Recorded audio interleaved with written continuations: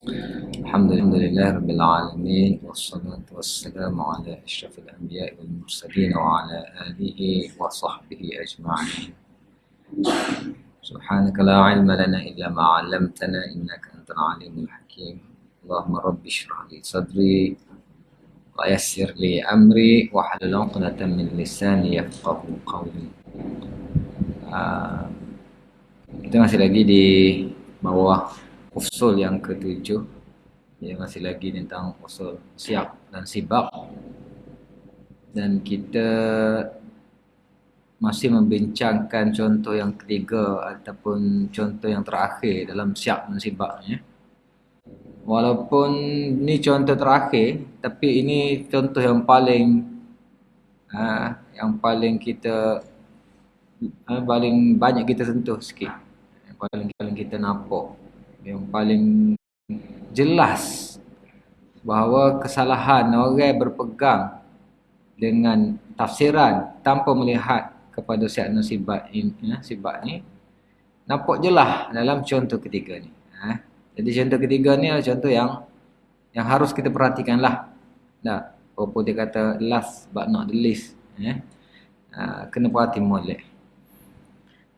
Jadi contoh yang ketiga ni tentang permasalahan Ahlul Bait dan juga kemaksuman imam dalam tathhir tersebut.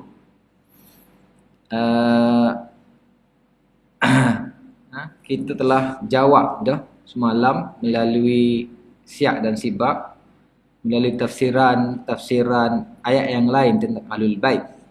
Cuma semalam kita hanya royak gitu je kan, tanpa kita tunjuk dalam slide kita ni lah. Maksudnya dia tak ada dalam nota. Dia ana rasa penting juga sebab sebut gitu saja.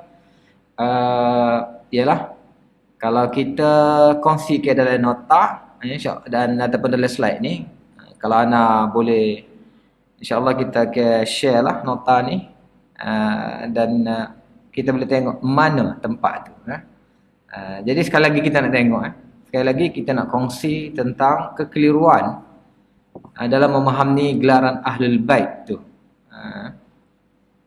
Baik, jadi ayat yang kita baca sebelum ni iaitu innama yuridullah liyudhhiba 'ankum ar-rijsa ahlal bait wa yutahhirukum tathhira tu, ayat 33 dalam suratul Ahzab, dipakai oleh golongan Syiah sebagai Ahlul Bait keturunan Nabi SAW, khususnya kepada, kalau Syiah Imamiyah agak, imam-imam mereka lah. Kalau imam 12, imam 12. Kalau imam 7, imam 7. Kalau imam ni. Ada imamiyah ni pun ada pecah ada juga.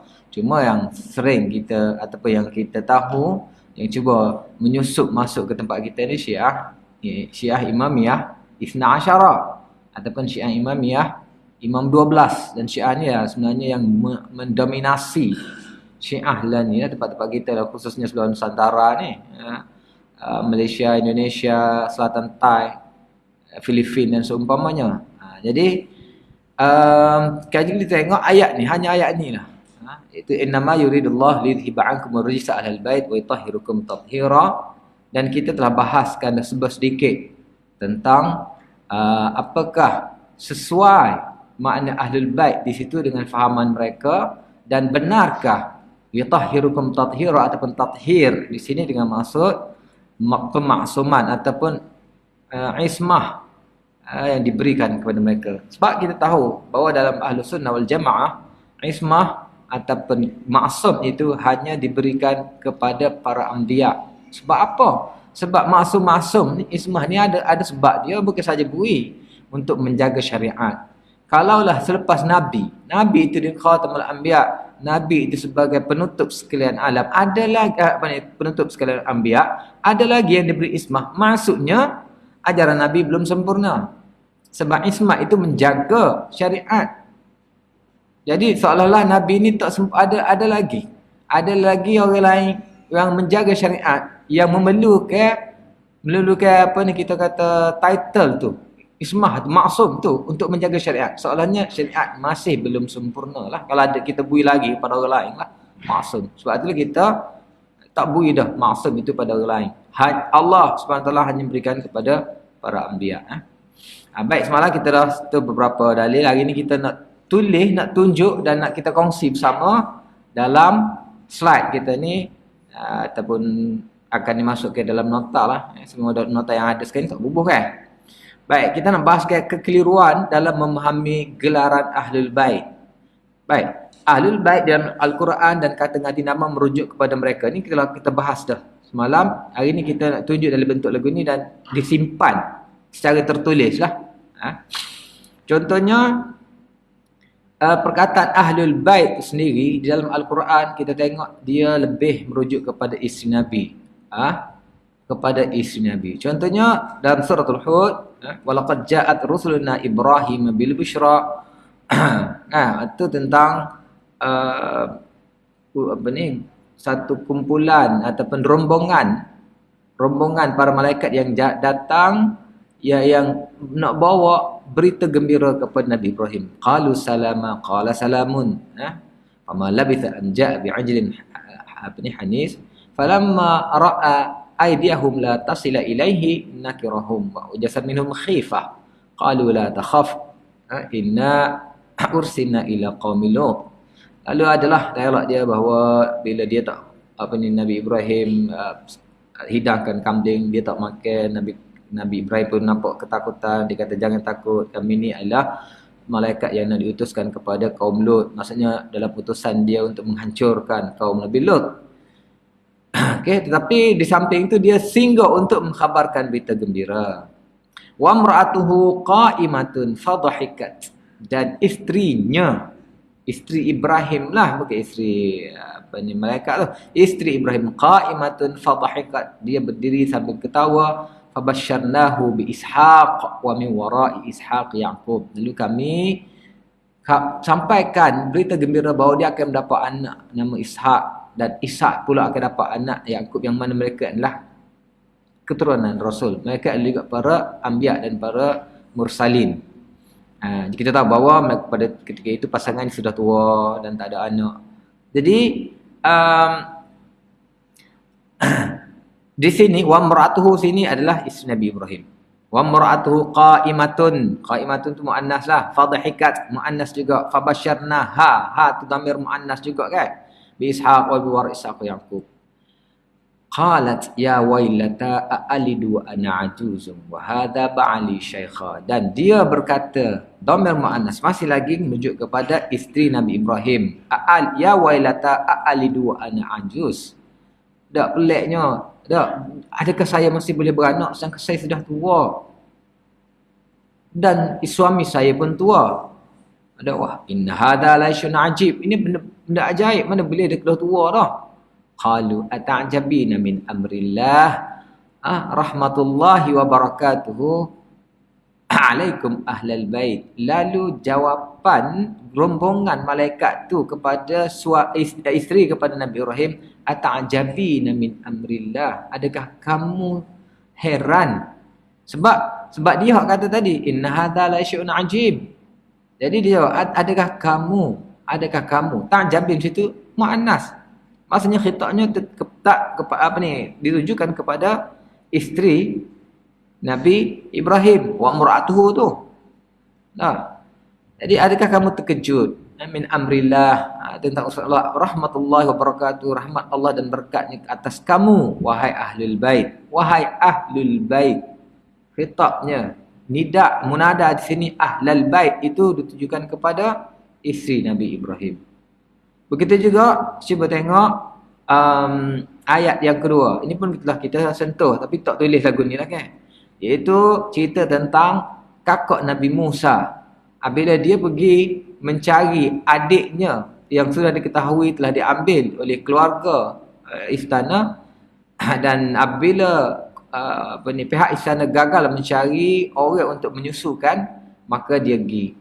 Haramna alaihil maradi' min qabl. Dan kami telah haramkan penyusu-penyusu sebelum itu untuk menyusu Nabi Musa. Sebab apa? Sebab kami nak beri susu ibu dia sendiri. Sebab ibu dia tengah kesedihan. Kan?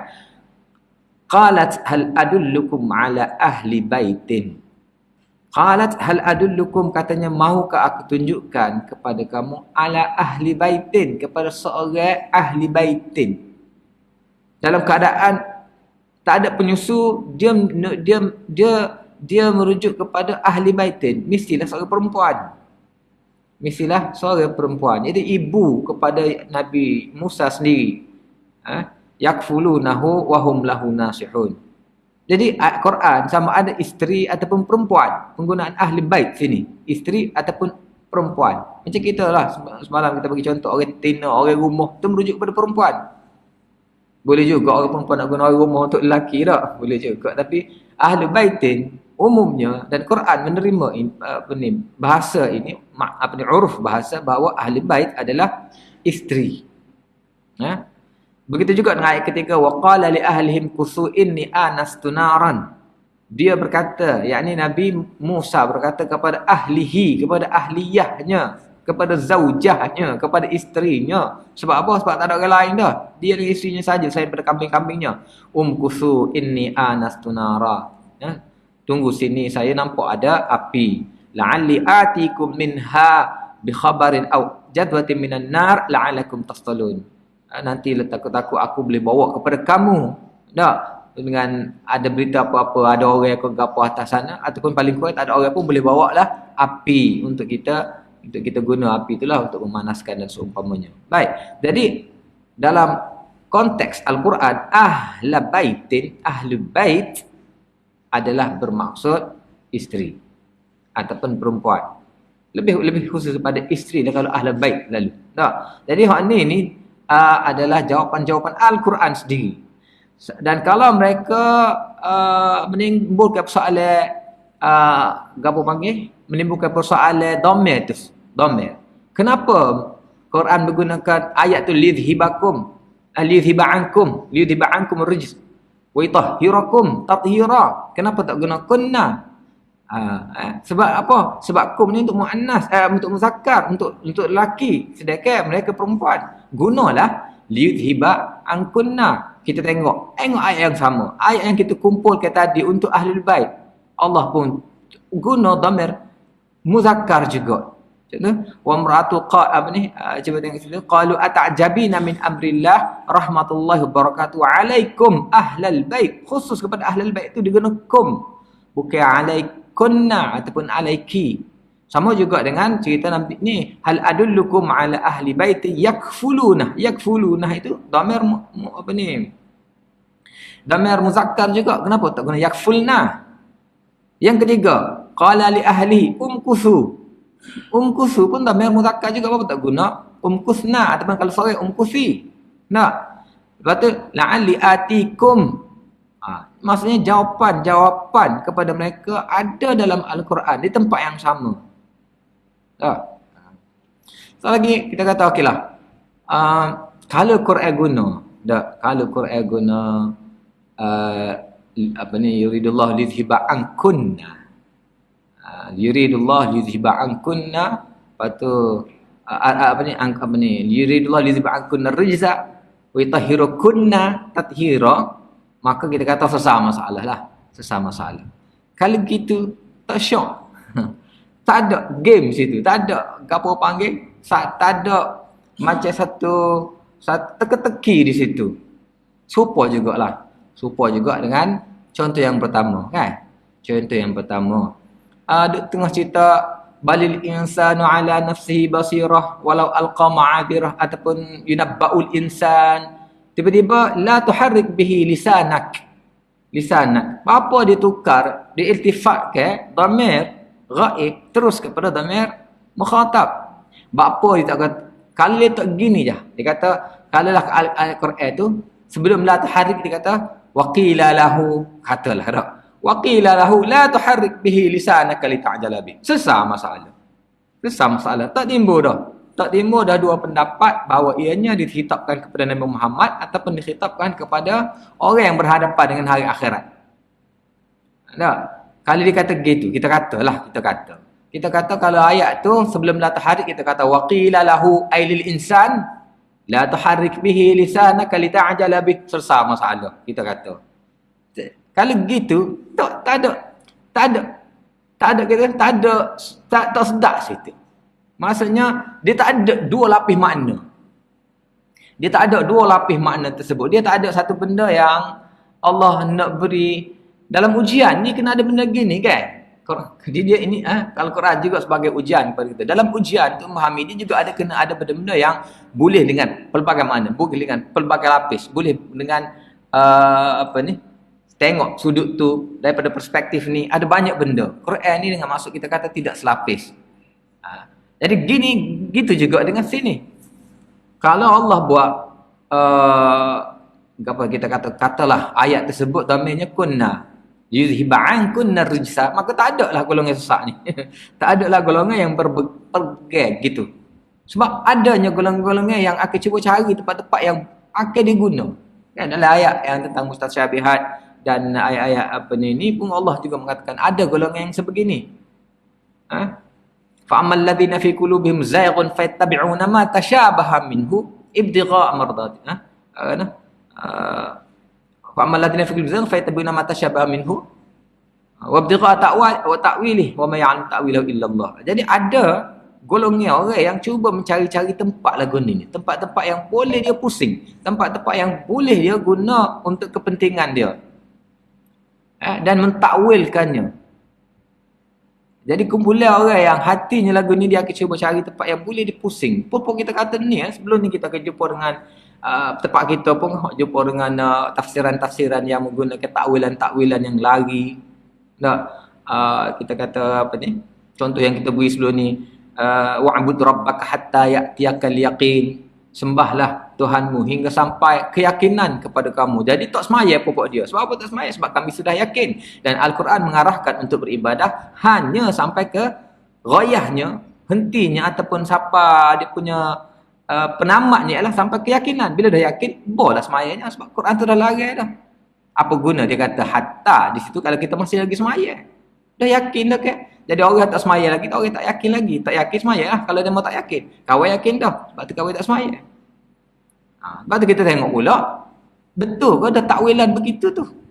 Betul ke ada al-yakin tu dengan mana tu? Cuba tengok dalam ayat yang lain pula. Sebab itulah kita kata usul ni kalau kita pegang belakang tak sesat kita. Tak sesat. Sebab al-yakin ada lagi tempat lain dalam Al-Quran. Tapi bukan dengan maksud yakin tu, dengan maksud hati sungguh. Dialog di antara apa ni antara orang yang masuk dalam apa apa ni ma salakakum fi saqar qalu lam nakum minal musallin wa lam nakun nut'imul miskin kunna nakhudhu ma'al khaidin. Siapalah habis hatta atana al yaqin.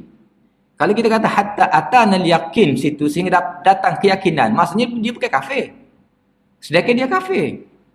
Dia bukan kafir, dia masuk dialog ini, soalan ini ditanya ketika dia dalam neraka. Ma salakakum fi saqar. Apa yang masuk neraka ni? Apakah kesalahan kamu masuk neraka? Qalu lam nakum minal musallin. Kami tak semaya. Jawab itu lagi. Tak semaya. Sedangkan dia tak semaya. Wa lam nakun nut'imul miskin wa kunna nakhudhu ma'al khaidin. Lepas tu dia kata wa kunna nukadzibu biyaumiddin. Bila dia kata wa kunna nukadzibu biyaumiddin, maksudnya mereka bukan orang Islam. Mana ada orang Islam tidak percaya pada hari kebangkitan, hari ini.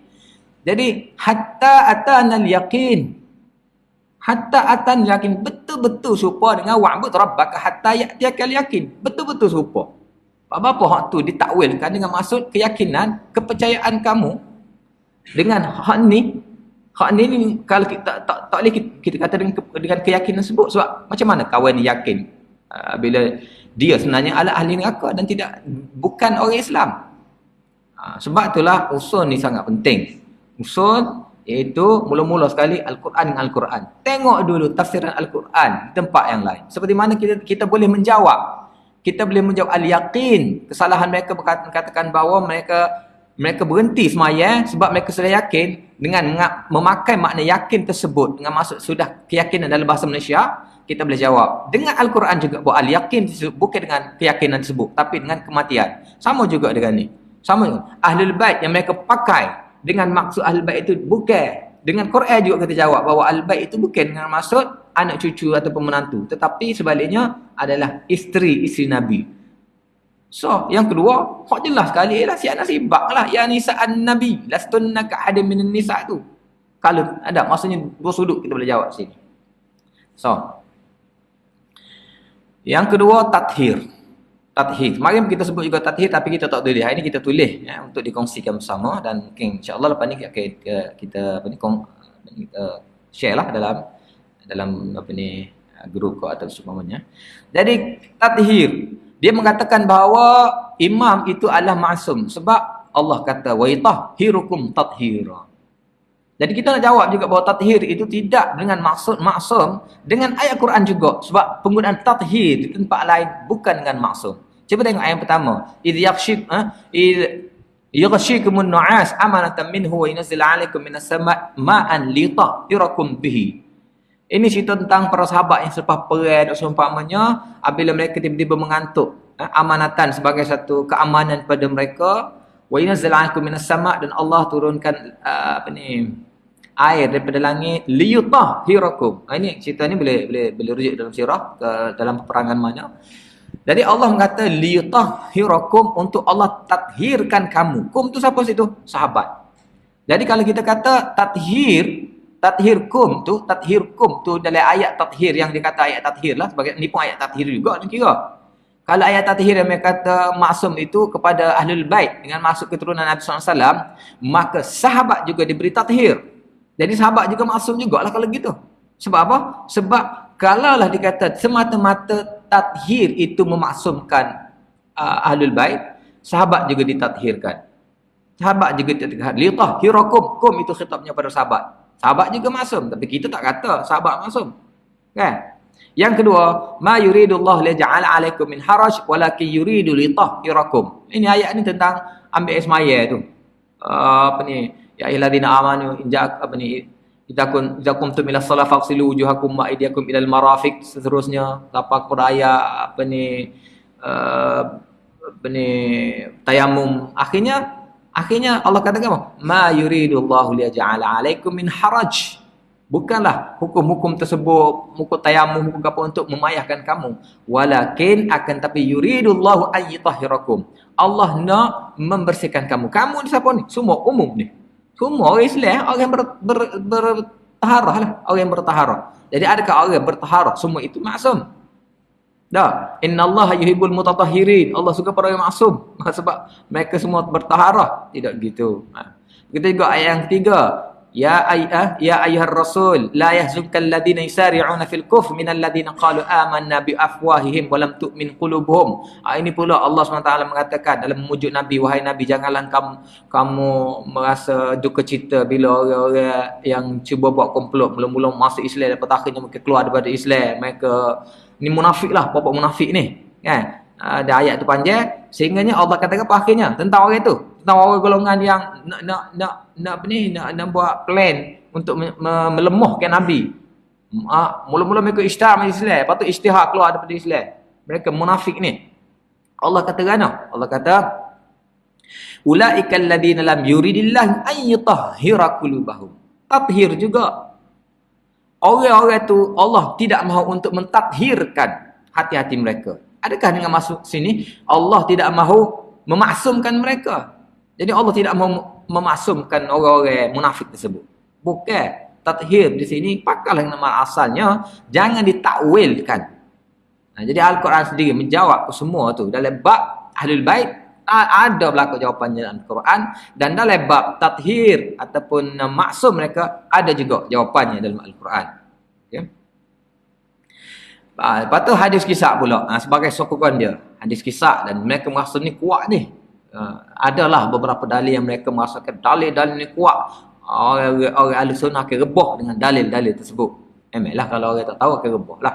Antaranya cerita tentang hadis kisah. Kita ada cerita semalam hadis kisah kan. Cerita hadis kisah ni cuma kita baca semalam teks teks kitab Syiah dalam Mafatihul Jinan, dan lebih dalam teks Al-Sunnah pun lebih kuranglah ceritanya, cuma dalam Syiah tu dia panjang sikitlah. Baik, jawapan kita pula kita tentang illah yang ada di dalam hadis kisah. Sebab apa? Sebab semalam kita kata memang hadis itu kalau diambil daripada riwayat ahli sunnah ada yang dikategorikan sebagai sahih.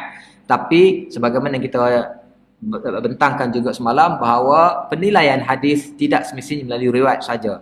Ada satu lagi, walaupun ini tidak popular, tidak banyak orang yang tahu dan tidak banyak hadis yang dinilai dengan usul ini, tapi ini usul yang sangat kuat juga, iaitu usul logik birra'yi, dipanggil usul dirayah.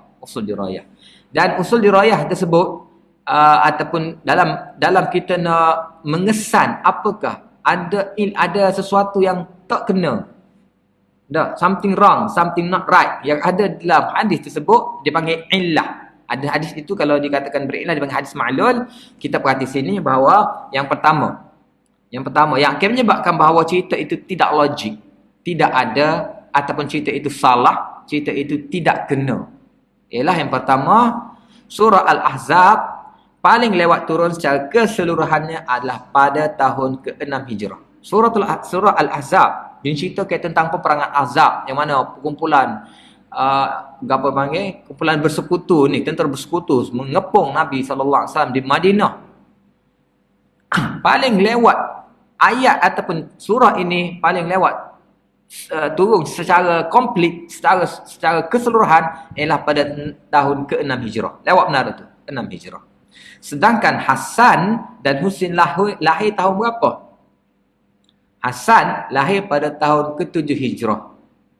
Ada juga yang mengatakan dia lahir pada tahun ke-4, ke-5 ke. Itu tertolak. Tertolak dengan kita kata usul ni. Sebab apa kita kata Sayyidina Hasan lahir pada tahun ke-7 Hijrah? 7 Hijrah. Itu sepakat ahli sejarah. Yakni sejarah Syiah ke, sejarah ahli sunnah ke, sepakat mengatakan bahawa bidan yang menyambut kelahiran Hasan bernama Asma bin Umais radhiyallahu taala anhu. Siapa Asma bin Umais? Asma bin Umais ni adalah mak saudara kakak ipar sendiri kepada Sayyidina Ali. Dia ni adalah isteri kepada Ja'far bin Abi Talib. Ja'far bin Abi Talib ni dia masih Islam awal, dan dia semasa duduk di Madinah, di Mekah dulu, dia antara orang yang berhijrah ke Habsyah. Sebab adalah semasa tu orang Islam tak tahan dengan tekanan-tekanan yang diberikan oleh Quraisy. Mereka dibenarkan untuk hijrah ke Habsyah.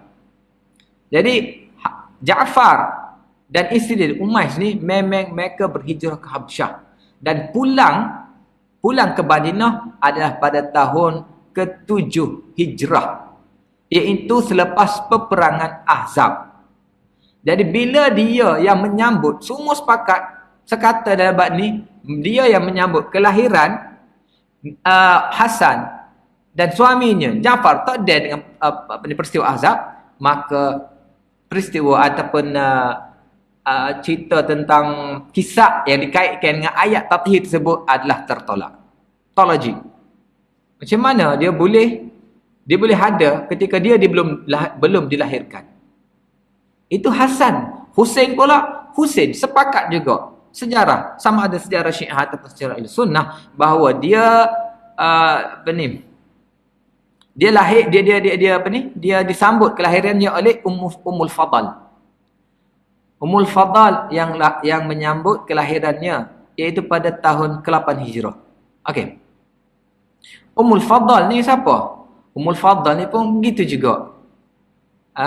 Mak saudara dia juga. Adik-beradik ipar Sayyidina Ali juga. Sebab Ummul Fadl ni adalah isteri kepada Abbas, ataupun dia adalah mak kepada Abbas. Mak kepada Abdullah bin Abbas. Fadl tu abang kepada Abbas. Mak sulung biasanya nama sulung kan, dia punya kunyah dia. Dia ni bila, sebagaimana kita sebut dah sebelum ni, bahawa Abbas ni dia Ibnu Abbas ni dia sahabat kecil, dan dia lewat mari ke Madinah sebab ayah dia tu lewat masuk Islam.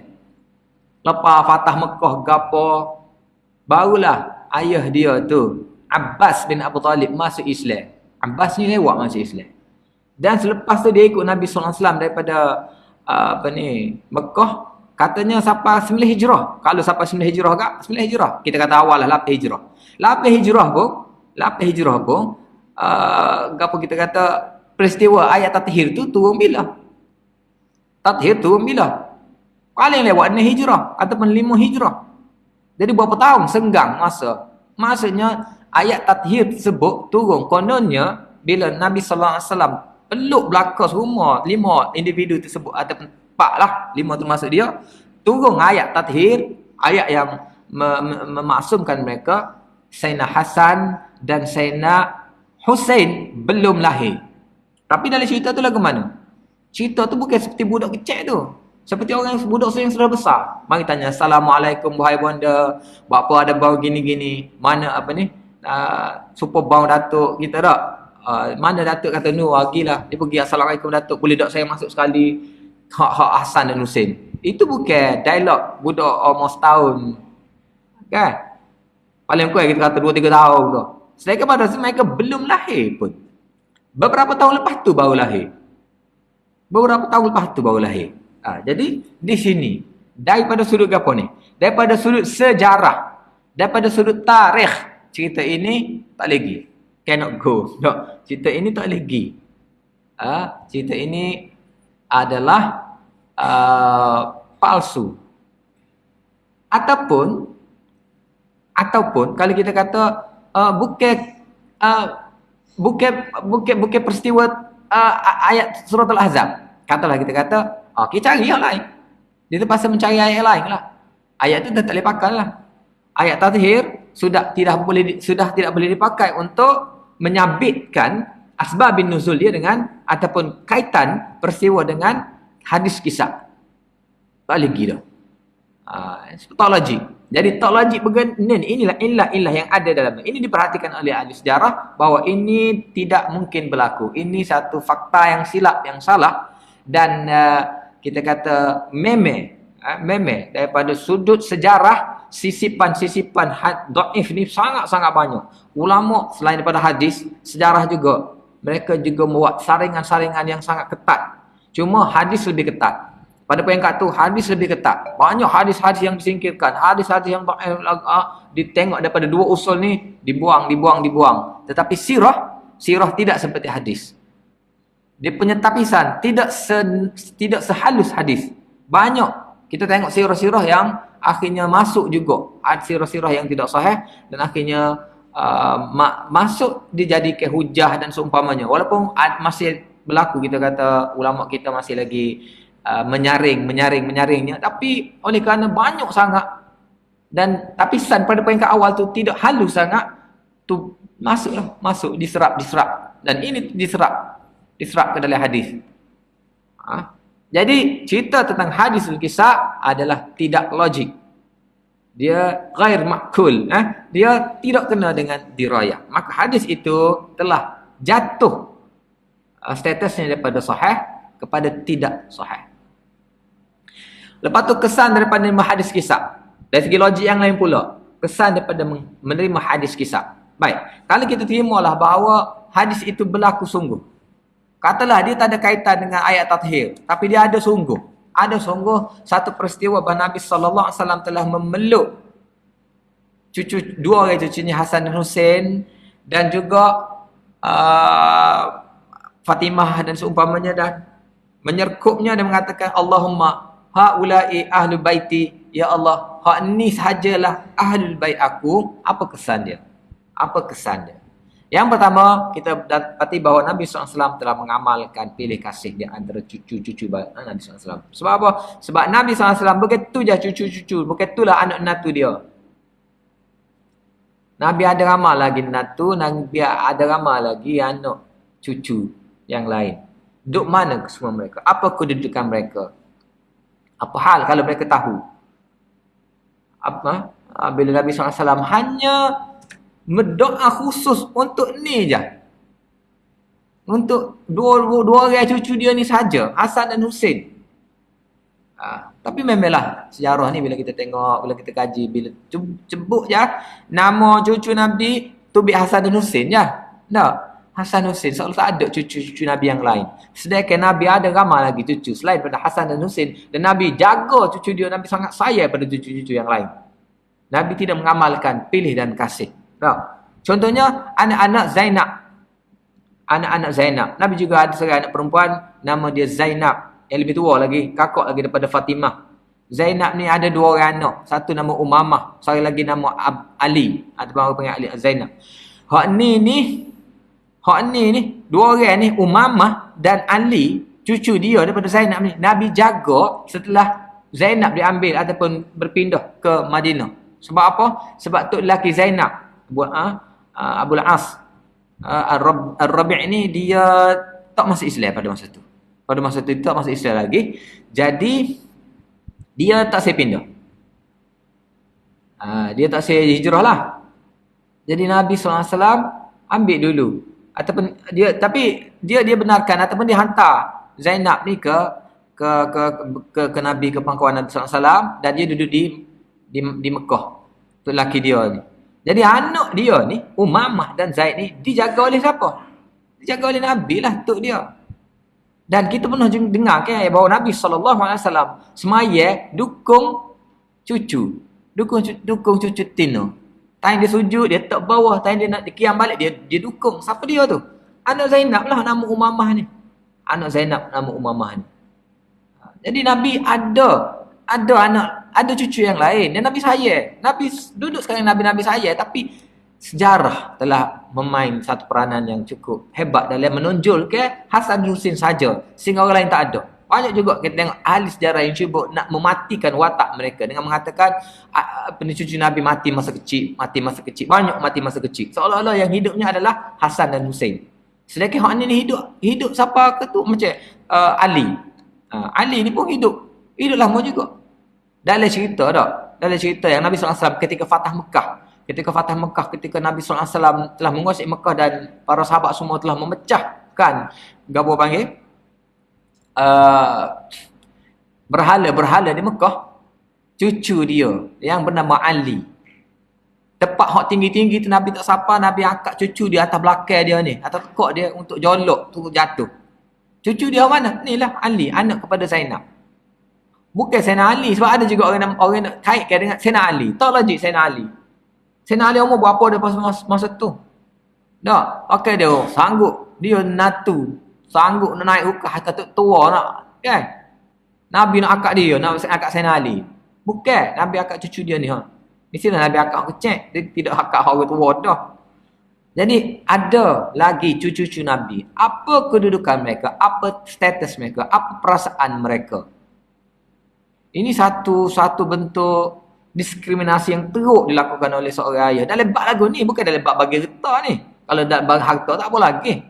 Mungkin bukan bab bagi harta ni. Jadi mereka seolah-olah tak ada. Sedangkan mereka ada. Nabi tak akan buat lagu tu. Jadi secara logiknya, kita tak pasti bahawa hadis ini tak logik. Tak logik Nabi akan buat lagu tu. Lepas tu anak Ruqayyah dan dengan Osman ada.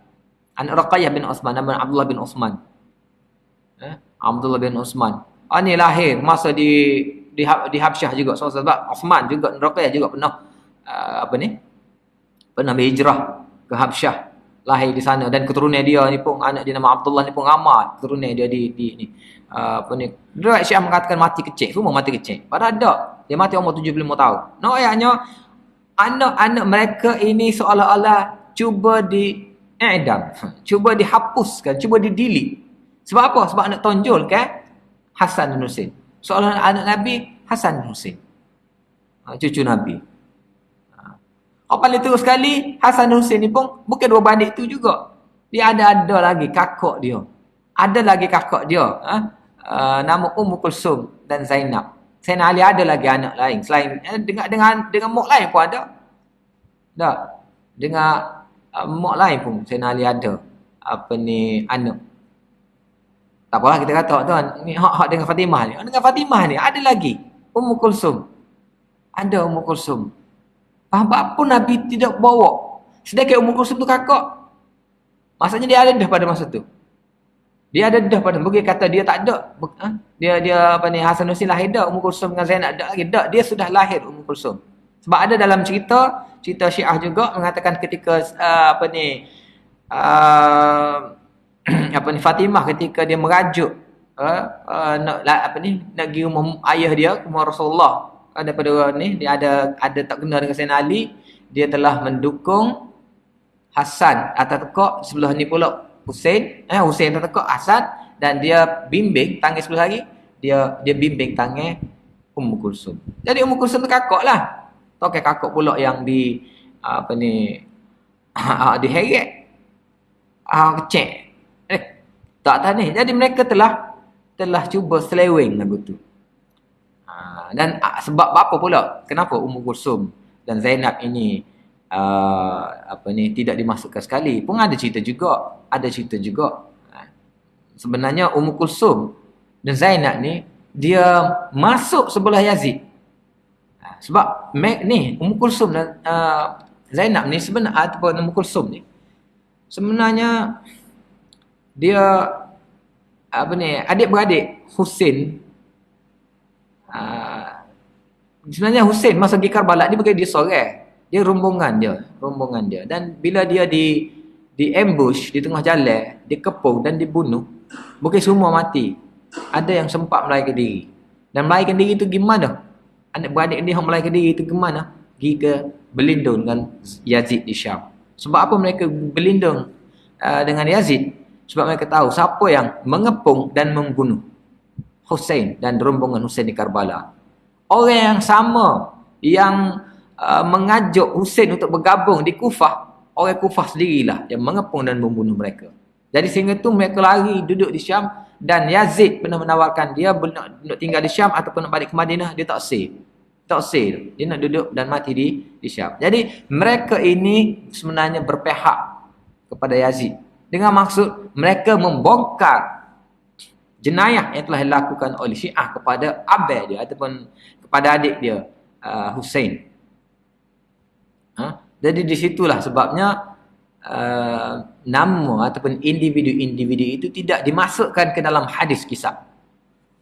Tak apalah, kita nak ayatnya secara logiknya. Secara logiknya, pertama tadi tentang tarikh, tak lagi. Yang kedua tentang sikap Nabi. Tokai Nabi akan buat lagu tu. Tokai Nabi akan panggil dan Nabi kata, Allahumma ya Allah, inilah ahli bait aku. Inilah ahli bait aku. Lalu Nabi doa khusus. Kalau ada hadis yang kita baca tu sangat panjang doa tu. Inilah bagilah gitu, bagilah gini. Yang paling besar sekali bagi maksum lah. Apa hal lain? Hal lain tak? Tidak ni kan Nabi. Adakah Nabi ada tak kena dengan orang lain? Tak. Nabi juga sayang dengan natu-natu yang lain. Sayyidina Osman, bagaimana sayangnya Sayyidina Ali, Nabi SAW kepada Sayyidina Osman. Nabi bui 2 orang anak kepada Sayyidina Osman. Sehingga Osman dikenal sebagai Dhun Nurain.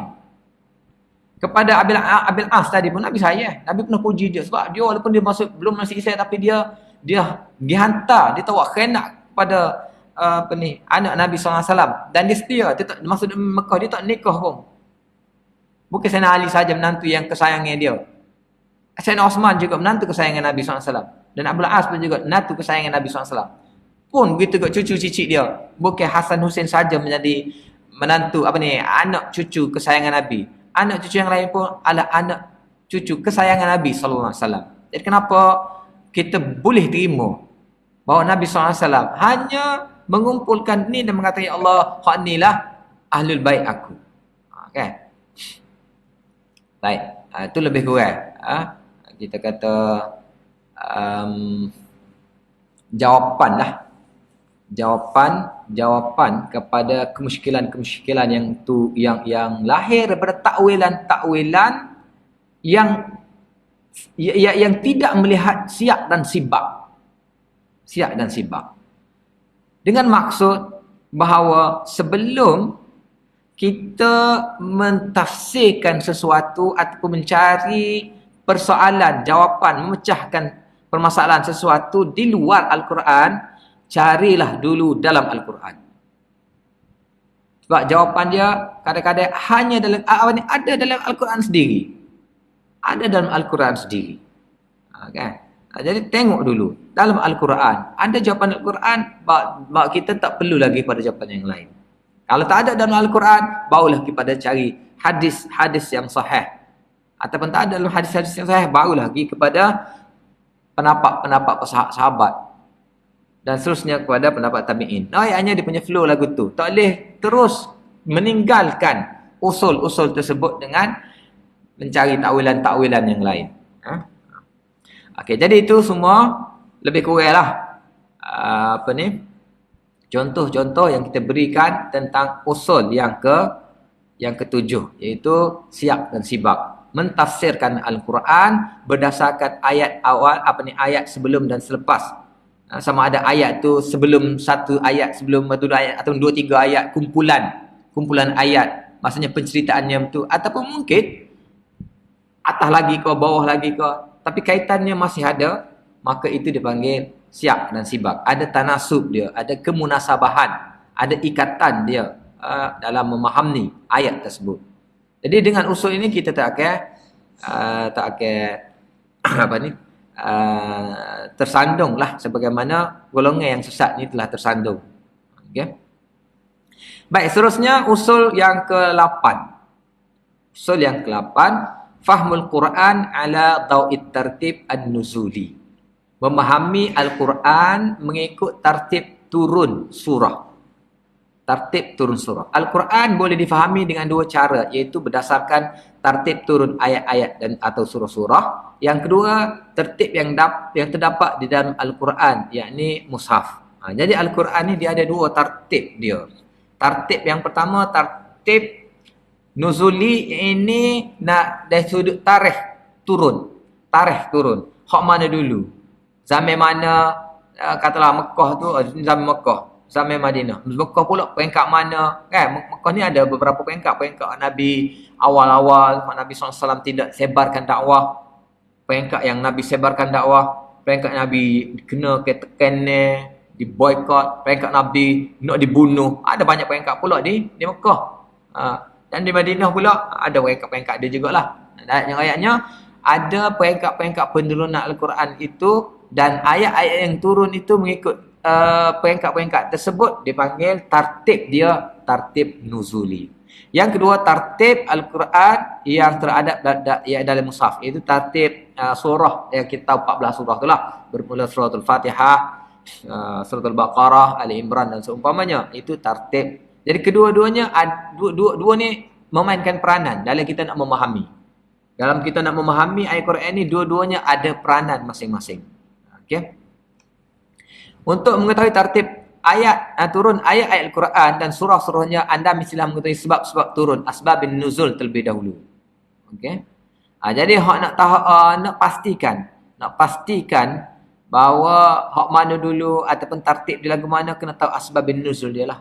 Asbabun nuzul dia. Dan ayat-ayat tu akan disebutlah lepas ni bagaimana ayat-ayat apa yang ke awal tu, apa ayat tentang apa.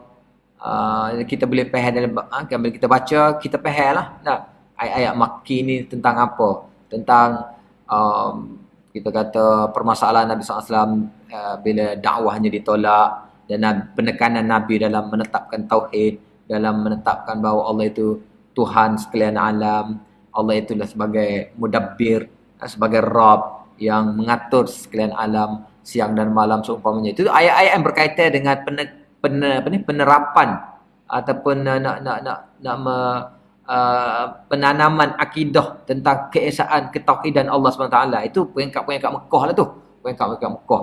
Kalau kita dengar tentang ayat-ayat hukum, ayat-ayat berat ke apa, itu bukan Mekah lah. Itu bukan Mekah. Itu Madinah. Contoh kita kata ayat surah Taubah. Kita baca ayat surah Taubah tu pun kita surah lain tak. Dia punya apa tu? Aura ayat dia tu. Bagaimana kita merasa kemurkaan Allah, bagaimana Allah menelanjangkan, bahawa Allah kita kata membongkar satu persatu dengan penuh kita kata ni perancangan ataupun ni musuh, sama ada Yahudi, Kristian ataupun munafik di Mekah. Jadi dia ada beza. Jadi peringkat-peringkat itu, ayat-ayat Mekah, ayat Madani ada bezanya. Dan untuk kita nak memahami ayat-ayat turun Mekah peringkat mana, Madinah peringkat mana, tidak boleh tidak. Ini harus kita kena ukur dengan mengetahui tarikh turunnya ataupun sebab turunnya, asbabun nuzul. Okay? Ia dapat dipastikan apabila anda betul-betul mahir tentang sirah Nabi SAW, sama ada pada zaman Mekah atau zaman Madinah. Kerana Al-Quran turunnya secara beransur-ansur sejajar dengan perjalanan hidup Nabi SAW. Jadi hak ni nak mengetahui ayat-ayat mana dulu dan mana kemudian, sebab-sebab nuzul dia, hak ni seharusnya kita kena, tidak boleh tidaklah, kena mahir dengan sirah Nabi SAW. Cuma sirah tu lagu tu lah. Sirah ni banyak pula dah. Pilihan sirah ni banyak. Ada sirah yang dipaparkan dengan kita kata apa ni? Yalah, peringkat sirah tu dia seperti mana kita sebut hadis juga, ada tahap penyaringan dia. Sirah pun gitu juga. Dia ada tahap penyaringannya. Jadi kita kena tengok saringan-saringan kepada sirah-sirah yang bercampur bau dengan riwayat-riwayat yang tidak sahih ataupun langsung tidak ada riwayat. Banyak juga sekali kadang-kadang kita baca sirah-sirah yang dibawa tanpa dibawa tanpa letak sekali sumber ataupun riwayat. Itu langsung kali tak boleh pakai lah. Dan akhir kali macam kita tahu bahawa akhir-akhir ni ulama telah cuba untuk menyaring, dan kita tahu bahawa ada sirah-sirah yang telah disaring kan. Contohnya kita kata apa ni, sirah apa ni, Rahikul Makhtum antaranya Rahikul Makhtum itu adalah saringan kepada sirah-sirah yang paling baik, paling bagus, yang tak bercampur dengan sirah-sirah Nabi SAW yang tercemar dengan cerita-cerita yang tak sah. Itu pun dalam Rahikul Makhtum pun masih lagi ada juga kritikan, ataupun masih lagi ada apa kita kata, masih lagi boleh dikritik, masih lagi ada beberapa sumber yang tidak kemah lagi. Ada lagi orang apa ni, saring dengan saringan lebih halus lagi. Jadi aktiviti ataupun usaha penyaringan itu harus kita alert lah. Kita kena tengok lah hak mana hak paling terkini dalam menyaring, dalam saringan sirah. Sebab kita nak tahu sirah hak mana hak betul. Sebab sirah sangat banyak campur dengan cerita-cerita yang tak betul. Sama ada sirah tentang Nabi SAW sendiri, apalagi lepas tu sirah khulafa ataupun sirah-sirah sahabat pun banyak juga. Atas ni lah sebab kita kata bahawa memanglah sebagaimana kita sebut sini, sirah dia tidak serupa hadis. Orang macam seolah terlepas pandang sirahnya, tidak seperti hadis. Sebab hadis ni kita kata kata-kata Nabi, orang nak jaga betul-betul Nabi, tapi sirah ni penceritaan dalam bentuk hikayah, dalam bentuk penceritaan seolah macam mereka meletakkan kategori yang lain. Yalah, hadis lain, kategorinya sirah lain. Jadi sirah tu macam dia tidak beri penekanan sangat seperti mana hadis. Sebab itulah berlaku banyak penyelewengan masuk melalui sirah. Walhal sebenarnya melalui sirah pun dia boleh juga merosakkan sebab cerita Nabi SAW ada juga berkaitan dengan apa sahajalah dengan sahabat, dengan Nabi. Jadi mereka pun juga boleh cuba nak merosakkan kita kata reputasi para sahabat dan reputasi Nabi, walaupun dengan cara halus, musuh tabarak juga melalui sirah. Jadi sirah juga sangat penting. Sepenting hadis juga harus dicari yang sahih. Tapi sebagaimana kita tahu bahawa sirah ni banyak yang tak sahih, dan walaupun begitu sudah banyaklah kita kata kita boleh mengesan dan boleh boleh mencari, boleh mengesan sirah-sirah yang tak sahih bila kita nampak perawi-perawinya. Contohnya kalau ada beberapa nama tak, daripada Waqidi ke, daripada Abu Mikhnaf ke, daripada beberapa lagi yang memang terkenal dengan watak mereka pemalsu hadis, dan mereka ini memang asal daripada Syiah yang sangat tebal, yang cuba untuk merosak dan menjatuhkan reputasi para sahabat. Memang sirah-sirah daripada nama-nama tersebut memang sangat-sangat jelas mereka cuba untuk menjatuhkan, memburukkan para sahabat. Tapi ke mana-mana pun masih lagi terlepas. Ada lagi beberapa nama yang mungkin tak nampak sangat dia punya bulu dia tu kan. Tak nampak sangat dia musang berbulu ayam ke.